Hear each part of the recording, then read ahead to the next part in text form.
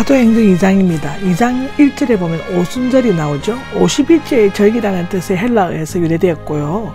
6월절 기간 동안 수확한 보리의 첫 단을 드린 날로부터 밀추수도 끝나는 49일간의 추수기간 다음 날이므로 77절로 불리기도 한다고 합니다. 또한 처음 수확한 밀로 떡을 만들어 제사를 드리는 절기이므로 맥추절 또는 초신절로도 불렸다고 출애굽기는 기록하고 있죠. 오순절은 무교절, 즉 유월절, 초막절과 더불어 이스라엘의 3대 절기로 불리게 되었을 때가 나옵니다. 지게가는 오순절이 성취되어 갈 때 물이 가득 차거나 시간이 거의 다 되는 것을 나타낸다고 하는데, 어떤 중요한 사건이 시시각각으로 다가오는 상황을 묘사하고 있습니다.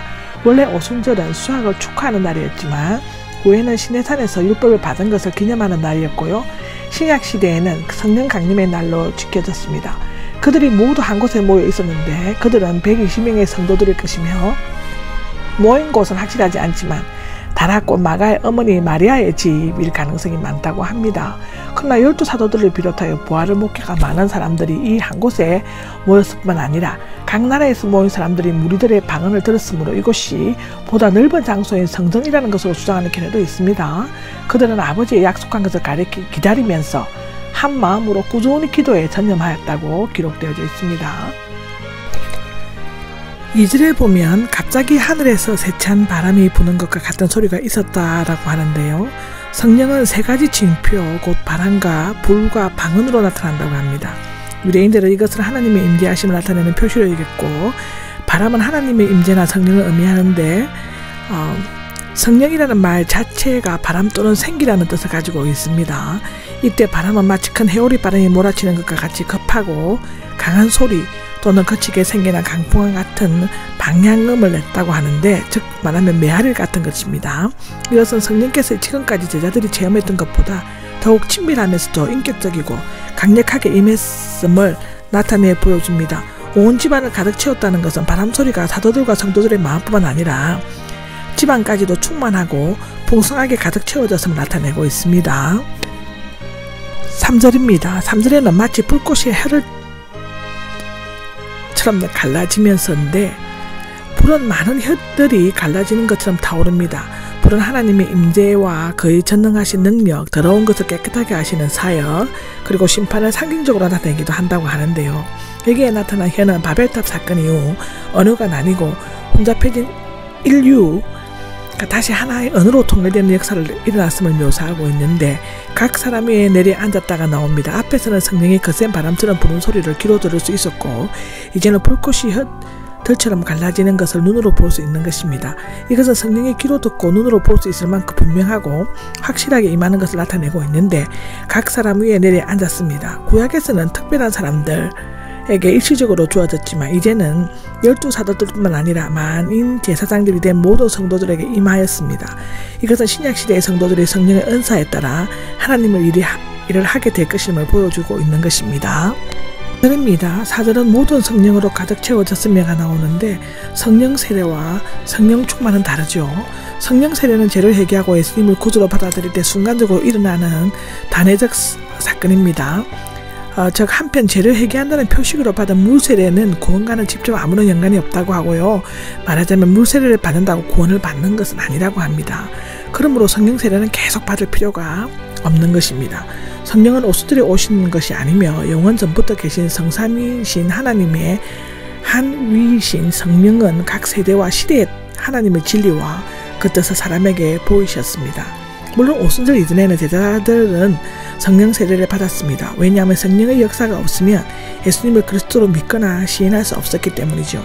예수님께서 제자들에게 약속하신 성령은 교회 형성을 위한 특별한 성령 충만이었습니다. 성령 충만은 거듭난 성도가 계속적으로 충만함을 얻게 되는 영속적인 사건이죠. 오순절에 임하였던 성령의 역사였습니다.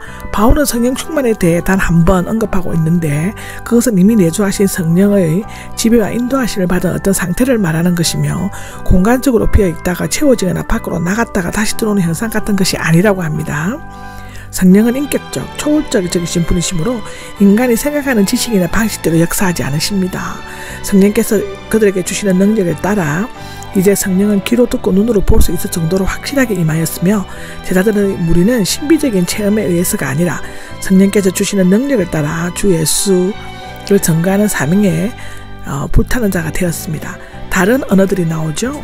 여기에서는 각기 서로 다른 언어인 외국어를 말하는데 예수님께서 승천하시기 전 약속하신 새 방언이 고린도 교회들의 방언과는 구별되는데 소위 신령한 방언을 통역이 아니면 자신이나 남도 알아들을 수 있는 천사의 말이지만 이때의 언어들은 순례자들이 통역 없이 자신들의 말로 들을 수 있었다고 합니다.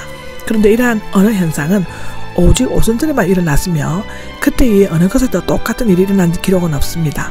따라서 통역이 없이 모든 사람들이 자기 말을 알아들을 수 있었던 것은 오직 유일무이하게 일어났던 오순절 성령 사건과 마찬가지로 단회적인 사건임에 틀림없습니다.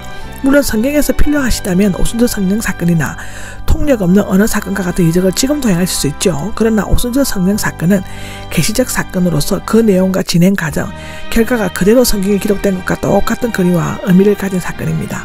만약 오늘날도 똑같이 일어난다면 우리는 또 하나의 성령을 기록해야만 할 것입니다. 한 가지 분명한 것은 오순절에 임하였던 성령은 비록 그때와 똑같은 방식은 아니라 할지라도 여전히 계속적으로 우리와 함께 하시며 역사하신다는 사실입니다. 아멘. 5절입니다. 5절에는 그때가 나오는데 오순절 또는 성령이 강림했을 때 경건한 유대인들인데 누가만이 경건한을 사용하고 있습니다. 구약에서는 하나님께 대한 경고와 그리고 신약에서는 하나님에 대한 사랑이 강조되고 있습니다. 히브리서 5장 7절에 나오죠. 하나님의 선민으로서 율법을 잘 준수하고 경건하게 살려고 애쓰는 유대인들을 가리키는 것이죠.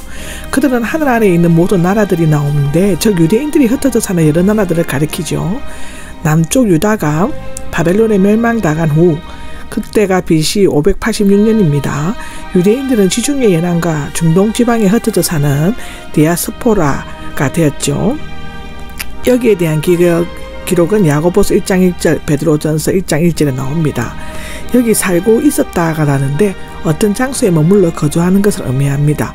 어떤 사람은 오순절을 지키려고 와서 임시 머물러 있거나 또는 이주하여 예루살렘에 계속 살려고 했던 것 같습니다.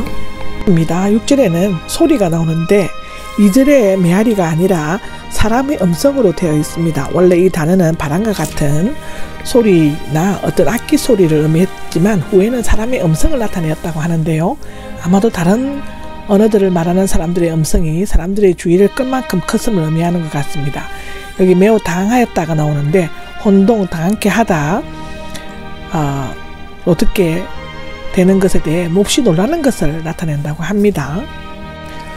7절인데요. 너무나 놀랍고가 나옵니다. 그들 자신으로부터 벗어나 서 있었단데 정신이 떠나가다 미치다는 뜻이라고 하는데요. 이상히 여겨가 나오는데 미와 료형과 놀라움과 신기함이 점점 더 증가하는 것을 나타내는 것입니다. 이상의 새 동사들은 제자들이 말하는 것에 대해서 얼마나 놀라워하고 당황했는가를 생생하게 묘사해주고 있습니다. 갈릴리 사람들이 나오는데 갈릴리 사람들은 우두흠을 내는 거친 아랍어 사투리와 세련되지 못한 헬라어를 사용했기 때문에 쉽사리 구별되었다고 합니다. 더욱이 당시 천대받던 시골 출신의 제자들이 자기들의 말을 하는 것을 들었을 때 그들의 놀라움을 이루 말할 수가 없었을 것입니다. 8절입니다. 8절은 자기가 태어난 곳의 말인데 9절에서 11절에 언급된 나라들의 말을 의미하고 있는 것인데요. 적어도 15개국 이상의 언어를 사용했다고 하는 것입니다. 그들이 갈릴리 사람들에게서 동시에 각 나라의 말로 들을 수 있었던 것은 실로 전무후무한 이적적인 사건이었다고 기록되어져 있습니다. 그래서 11절까지는 오순절에 예루살렘의 명절을 지키러 왔다가 성령의 놀라운 역사를 직접 목격한 사람들이 살던 지역에 대해서 언급하고 있죠. 크게 네 지역으로 구분할 수 있는데 첫째는 동방 또는 바벨론 유대인, 바데인, 티그리스 강에서 인도에 이르는 카스피아해 남동쪽이고요. 메데인은 메소포타미아 북동쪽, 페르시아 북서쪽, 카스피아해 남쪽에 있는 이란 산맥에 거주했던 인도 아리안족, 멜람인 서쪽으로 티그리스와 경계를 이루는 페르시아만 북쪽이고 이란 남서부 고대 지역 메소포타미아는 티그리스와 유데블라강 사이에 있는 지역이라고 합니다. 이 지역은 북왕국 이스라엘 아수리아에 멸망한 후 즉 BC 721년이죠. 유대인들이 거주했을 것이라고 기록되어져 있고, 두 번째 수리아 유대인인데 유대는 유대의 본토 갈릴리를 포함하여 애국 강에서부터 큰 강 유브라데스까지의 지역이라고 합니다. 갑바도니아는 지금의 터키이며 아르메니아에 이르는 흑의 남쪽 해안 지역입니다. 아시아, 소아시아 서부 해안 지역이라고 기록되어져 있습니다.